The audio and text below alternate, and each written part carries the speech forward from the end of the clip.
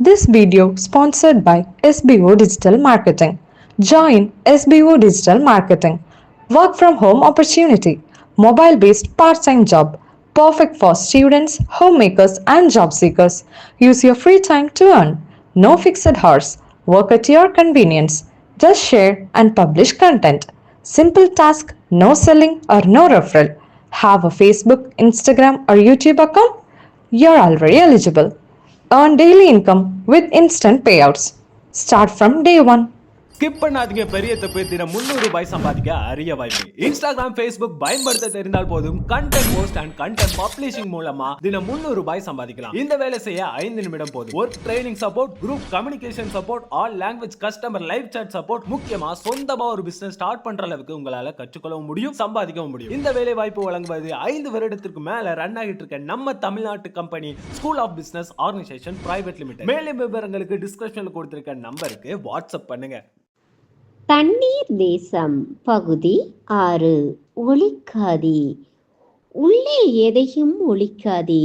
துணிந்து விடு, துப்பி விடு. ஆசையை துப்பு, ஞானம் வரும். அச்சம் துப்பு, வீரம் வரும். ரகசியம் துப்பு, தூக்கம் வரும். அவள் அடிவயிற்றில் உயன்ற வாந்தி துப்பினாள். அழுத்தம் குறைந்தது, அமைதி வந்தது. நெற்றியில் அடித்த சம்மட்டி நின்றே விட்டது. மழை நின்ற பின்னால் இலை சொட்டும் துளி போல தலைபாரம் வடிந்தது. சொட்டு சொட்டாய் அவள் வலை நனைய வாந்தி எடுத்தது கண்டு பதறிய மீனவர் சிதறி ஓடினர். காணாமல் போன வேகத்தில் மீண்டும் கண்ணில் தெரிந்தனர். பரதன் கையில் குடித்தண்ணீர், பாண்டி கையில் கோப்பை தேநீர். இதற்கு தேநீர் தான் மருந்து. குடித்தாயே குடி. இசக்கி வைத்திய வார்த்தை சொன்னான். பருகினாள் அவள். பால் இல்லாத தேநீர். அவள் களைப்பை மாற்றும் கருப்பு தாய்ப்பால். துவண்ட கொடியை தோளில் அணைத்து வாந்தி எடுத்த வாய்க்கடை துடைத்து விரிந்த குழலை விரல் கொண்டு அலைந்து காதலி துயரம் கண்களால் அளந்து அவள் கண்ணோரும் சிதறிய கண்ணீர் துடைத்த கலைவண்ணன் இப்போது பரவாயில்லையா என்றான் இதமாக. புலவர்க்கு மட்டுமே புரியும் சில தமிழ் சொற்கள் மாதிரி அவனுக்கு மட்டுமே புரியும்படி ஒரு புன்னகை புரிந்தாள். அந்த பாலைவன சாரல் கண்டு பளிச்சென்று மலர்ந்தவன், எல்லாரும் ஜோராக ஒருமுறை கைத்தட்டுங்கள், தமிழ் புன்னகைக்கிறாள், தமிழ் புன்னகைக்கிறாள் என்று தன்னை மறந்து கத்தினான். அவர்கள் குழந்தைகளாய் சிரித்தார்கள், குதூகலமானார்கள். மார்கழி மாத வெயில் மறைவதற்குள் துணி காய வைக்க துடிக்கும் ஒரு சலவைக்காரியைப் போல அந்த புன்னகை மறைவதற்குள் அவளை கரை சேர்த்து விட கருதினார்கள். மின்னல் வேகத்தில் மீன் பிடிக்க ஆயத்தமானார்கள். பாண்டி கட்டளையிட்டான். பரதா, விசை படகின் வேகம் குறை. இந்த இடத்தின் ஆழம் அறி. இரும்பு குண்டை நுனியில் கட்டிய பிளாஸ்டிக் கயிறு எடு. வீசு, கடலில் விடு. விடு, போகட்டும். அது தரை தொட்ட உணர்வு தட்டுப்படுகிறதா? இப்போது எடு. ஆழக்கயிற்று நீளமள. எத்தனை பாகம்? இசைக்கு அளந்து சொன்னான். 14 பாகம். 14 பாகமா? பரவாயில்லை. 25 மீட்டர் இறக்கு. இறக்கு, வலைகளை இறக்கு. ஐயா பேனாக்காரரே, அம்மா தமிழ் ரோஜா, ஓரமாய் ஒதுங்குங்கள். வலையோடு சேர்த்து கடலோடு எங்கள் இரும்பு வடம் இறங்கும். தலையில் மோதலாம், தள்ளி இருங்கள். ஏ இசக்கி, ஏ சலீம், வளைவிரிய வசதியாய் பக்க பலகை இறக்கு. கவனம், ஒவ்வொரு பலகையும் 90 கிலோ. நகர்த்தி விட்டு நகராவிட்டால் முகத்தை பீக்கும். மீன் விழும் முன்னே நீ விழக்கூடாது. சுறாக்கள் உன்னை சுவைத்து விடக்கூடாது. அப்புறம் உன் வைப்பாட்டிக்கெல்லாம் நான் வாழ்வு தர முடியாது. இரும்பு வடத்தில் வேகம் இறக்கு. பக்க பலகையை பார்த்து இறக்கு. கடலில் எரிந்த வலை காணாமல் போக, மிதந்த மிதவைகள் அமிழ்ந்து போக, பக்க பலகையின் பாரம் அழுத்த ஆடிக்காற்றில் பாவாடையாய் அகலப்பட்டது வலை. விழித்த விழி விழித்தபடி வியந்து நின்ற தமிழ் ரோஜா, படகுக்கு வால் முளைத்த மாதிரி வலை மிதந்து கொண்டே வருமா என்றாள். ஆமாம், கடலின் தரையை வலை தடவிக்கொண்டே வரும். வலை நீளும் எல்லைக்குள் எந்த மீன் வந்தாலும் அது வலைப்படும். வலையில் மாட்டிய மீனும் அரசியல்வாதியிடம் மாட்டிய பணமும் ஒன்றுதான், சிக்கினால் மீளாது. வெண்கல உண்டியலில் வெள்ளை காசுகளாய் ததும்பி சிரித்தாள் தமிழ் ரோஜா. இதுவல்லவோ நான் எதிர்பார்த்தது, இதுவல்லவோ என் மனம் கேட்டது, இதற்காக வல்லவோ நான் தண்ணீரில் தவம் இருப்பது. சிரி பெண்ணே சிரி, இந்த கடல் இத்தனை யுகமாய் எத்தனை சிரித்ததோ அத்தனை சிரிப்பையும் மொத்தமாய் சிரி. சுக்கான் அறையில் பரதன், சமையல் அறையில் சலீம், விசை படகின் வெளித்தளத்தில் அணில், மனிதர்களாய் பாண்டியும் இசக்கியும். விசித்திர வாழ்க்கை இவர்களுக்கு என்றால் தனிந்த குரலில் தமிழ். இல்லை, வேதனை வாழ்க்கை இவர்களுக்கு என்றான் தடித்த குரலில் கலை. விளங்கவில்லை, உனக்கு மட்டுமில்லை, உலகுக்கே விளங்கவில்லை. இவர்கள் இந்த மண்ணின் பூர்வ குடிகள், காற்றை எதிர்த்து கடல் கிழித்தவர்கள், கிழக்கிலும் மேற்கிலும் நம் நாகரிகத்தை நடவு செய்தவர்கள், பூமியின் மைய கோட்டுக்கு மேலே போனவர்கள், ஆனால் இன்னும் வறுமை கோட்டுக்கு கீழே வாழ்பவர்கள். மனிதனின் முதல் தொழில் மீன் பிடித்தல்தான். வேட்டையே மீன் வேட்டையில்தான் ஆரம்பித்தது. இன்னும் பசிபிக் தீவுகளில் சில பழங்குடிகள் அம்பு தொடுத்துதான் மீன் பிடிக்கிறார்கள். அந்த பழந்தொழில் செய்த இனம் இன்னும் பழையதாகவே இருக்கிறது. இந்த மீன் நாற்றத்தில் மூக்கு மூடிக்கொள்கிற சில மனிதர்களைப் போலவே இவர்களை பார்த்து கண்மூடிக்கொண்டது காலமும். இயற்கை தாளாட்டினால் இந்த கடல் இவர்களுக்கு தொட்டில், இயற்கை தள்ளிவிட்டால் இந்த கடல் கல்லறை. கரை மீண்டால் இவர்கள் மீன் தின்னலாம், கரை மீளாவிட்டால் இவர்களை மீன் தின்னும். வேட்டையாடு அல்லது ஆடப்படு, இதுதான் இந்த தண்ணீரில் எழுதப்பட்ட அழியாத வாசகம். அதோ பார், இந்த உப்பு காற்றில் துருப்பிடித்து விட்டது இரும்பு வடம்.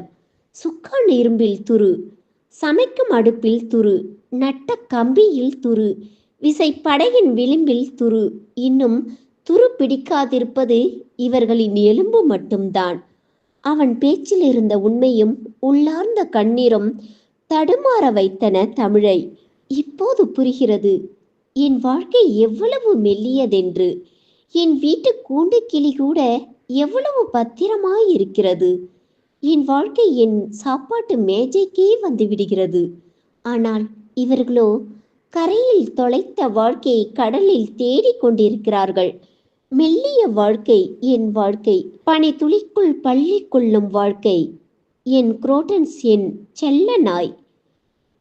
$1000 இலைகளின் மேலே அள்ளி தெளித்த புள்ளிகள், காற்றாடும் மொட்டை மாடி, கண்ணடிக்கும் நட்சத்திரம், சுருக்கம் விழாத படுக்கை, சுதந்திரமான குளியல், கை நிறைய காசு, பை நிறைய கனவுகள்.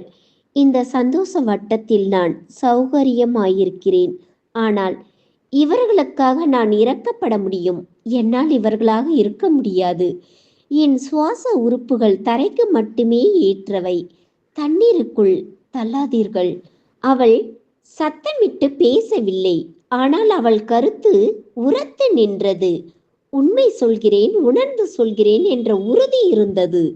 வாடிய கீரையை தண்ணீர் தெளித்து வைப்பது மாதிரி வாடி அவள் முகத்தில் வேர்வை தெளித்தது வெயில். தன் கசங்காத கைக்குட்டையில் அவளின் கசங்கிய முகம் துடைத்தான். தாயின் முதுகை கட்டி கொண்டு முதலாய் யானை பார்க்கும் ஒரு குழந்தையைப் போல் கலைவண்ணின் முதுகை கவசமாய் கொண்டு அவள் கடல் பார்த்தாள். பார்த்து வியந்து பயந்தவள் பதறி சொன்னாள், ஐயையோ, இதில் விழுந்தாள். அவ்வளவுதான், குன்றில் தொலைந்த குன்றிமணிதான், கடலில் விழுந்த கடுகுதான். அவள் செல்ல கேள்விகளால் சீண்டினாள். இப்போது புயல் அடித்தால்? அடிக்காது. புயல் நல்ல விருந்தாளி, சொல்லாமல் வருவதில்லை. திடீரென்று கடலுக்குள் எரிமலைகள் வெடித்தால்? வங்காள விரிகுடாவில் அதற்கு வசதி இல்லை. இது இந்து மகா சமுத்திரத்தின் குழந்தை, பெரும்பாலும் ஆழமில்லை, எரிமலைகள் எங்கும் இல்லை. பர்மா கரையோரம் செடுபா தீவுகளில் சின்ன சின்ன எரிமலைகள் உண்டு. ஆனால் அவை அனல் கக்குவதில்லை, மணல் கக்கும். முன்னாளில் இது கடல் என்று கூட கருதப்படவில்லை. கங்கை ஏரி என்பதுதான் இதன் சின்ன வயது செல்ல பெயர். விசைப்படகில் ஓட்டை விழுந்து விறுவிறென்று நீர் புகுந்து மொத்தத்தில் எல்லாரும் மூழ்கிவிட்டால்? கவலை கொள்ளாதே கண்ணே, ஓர் அலையின் முதுகில் ஏறிக்கொண்டு உலகம் சுற்றி வருவோம். அவள் சலவை நிலவாய் சட்டென்று சிரித்தாள். அலை முதுகில் ஏறிக்கொண்டால் உலகம் சுற்ற முடியுமா? ஆமாம், தென்கடலில் தோன்றும் பேரலைகள் 24 மணி 50 நிமிடத்தில் உலகத்தை சுற்றிவிட்டு ஓடி வந்து விடுகின்றன. அப்படி எனக்கும் உனக்கும் ஓர் இலவச அலை கிடைக்காதா? சுற்றும் உலகத்தை நீர்வழியே சுற்றி வரமாட்டோமா? எனக்கு மீண்டும் தலை சுற்றுகிறது.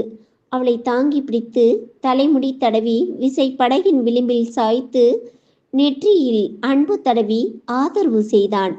2 மணி நேர இடைவேளைக்கு பிறகு மீனவர்கள் வலை இழுத்தார்கள். நீரில் கிடந்த இரும்பு வடங்கள் எந்திர சுழற்சியில் ஏறின மேலே. அமிழ்ந்த மிதவை மீண்டும் மிதக்க பக்க பலகைகள் பளிச்சென்று தெரிய மீனவர்கள் இழுக்க இழுக்க நீல வலைகள் நிறைத்தன படகை. எந்த முகத்திலும் உற்சாகம் இல்லை. வலையில் மீன்பட்ட அறிகுறி இல்லை. வலையில் அங்கங்கே ஒட்டி வந்த பச்சை பாசி அது தரை தடவி வந்ததென்றே தடயம் சொன்னது. கலைவண்ணன் முகத்தில் கவலை கோடு. அரசனை யாசித்து வெள்ளை வேட்டியோடு போன புலவன் அழுக்கு வேட்டியோடு திரும்பி வந்ததைப் போல மீன் பிடிக்க போன வலை பாசி பிடித்தல்லவா வந்திருக்கிறது. தமிழ் ரோஜாவும் தவித்து போனாள். முழு வலையும் இழுத்து முடித்தார்கள். இல்லை, பெருமீன்கள் இல்லை. ஏழை கிழவியின் சுருக்கு பையில் மூளையில் அங்கங்கே முடங்கி கிடக்கும் சில்லறைகளைப் போல வலையின் ஆழத்தில் சில சில்லறை மீன்கள் சேர்ந்திருந்தன. வலை உதறினார்கள். வா வா தமிழ், வந்து பார். அவள் தட்டு தடுமாறிக்கொண்டே ஆடும் படகில் ஓடி வந்தாள். தட்டை மீன்கள், குட்டி மீன்கள், உருளை உயிர்கள், பெயரிடப்படாத சில பிண்ட பிராணிகள், சின்ன சின்ன ஜெல்லி மீன்கள், அங்கொன்றும் இங்கொன்றுமாய் ஆக்டோபஸ்கள் குதித்தும் ஊர்ந்தும் நகர்ந்தும் தவந்தும் பல வண்ணங்களில் படம் காட்டின. சரியாய் விழவில்லை பாண்டி. சமையலுக்கே காணாதே சலீம். இன்னொரு முறை வலை போட நேரமில்லை. தங்கை பாவம் தாங்காது, கரை திரும்ப வேண்டியதுதான் இசக்கி. எல்லார் முகத்திலும் கவலை வலை விரித்து கலைவண்ணன் தமிழ் ரோஜாவை தனியே அழைத்தான். அவள் உள்ளங்கையை தன் கன்னங்களில் ஒற்றி கொண்டு சொன்னான், இதோ பார் தமிழ், 30 கிலோமீட்டர் கடல் கடந்து வந்த பிறகு வெறும் கையோடு கரை திரும்புவது கால விரயம், காசு விரயம், டீசல் விரயம். பல்லை கடித்து பொறுத்துக்கொள். இன்னொரு வலைவீச்சுக்கு வாய்ப்பு கொடு. அவன் கெஞ்சினான். தலையை அழுத்தி பிடித்து உட்கார்ந்தவள் சற்று நேர போராட்டத்திற்கு பிறகு சரி என்றாள். உப்பு கரித்த அவள் கன்னத்தில் இனிக்க இனிக்க முத்தமிட்டான். மீண்டும் பிளாஸ்டிக் கயிறு இறக்கி ஆழம் அறியப்பட்டது. இப்போது 22 பாகம், 40 மீட்டர். மீண்டும் இரும்பு வடம் இறங்க, பக்க பலகை குதிக்க, வலைகள் மறைய, மிதவைகள் அமிழ நிகழ்த்தப்பட்டது 2ஆம் வலை வீச்சு. இந்த முறை மீன் விழும் என்றான் பாண்டி. எப்படி என்றான் கலை. ஆழமறியும் இரும்பு குண்டு தரை தொடும்போது தரை சகதியா பாறையா என்று சொல்லும். தரை பாறையா இருந்தால் மீன் வீழாது, சகதியா இருந்தால் மீன் வீழும். வலை முதலில் விரிந்தது பாறையில், இப்போது விரிந்திருப்பது சகதியில். மீன் விழும். அவன் நினைத்ததும் நடந்தது, நினைக்காததும் நடந்தது. அவன் நினைத்தபடி விரித்த வலையில் மீன்கள் விழத் தொடங்கின. அவன் நினைக்காத ஒன்றும் நிகழ்ந்தது. எந்திரத்திற்கு டீசல் விநியோகத்தை சீர் செய்து அனுப்பும் டைமிங் பிளேடு உடைந்து விசை படகு நின்று விட்டது. அது நீலக்கடலில் கருப்பு இரவு கவியும் நேரம். அது நீலக்கடலில் கருப்பு இரவு கவியும் நேரம்.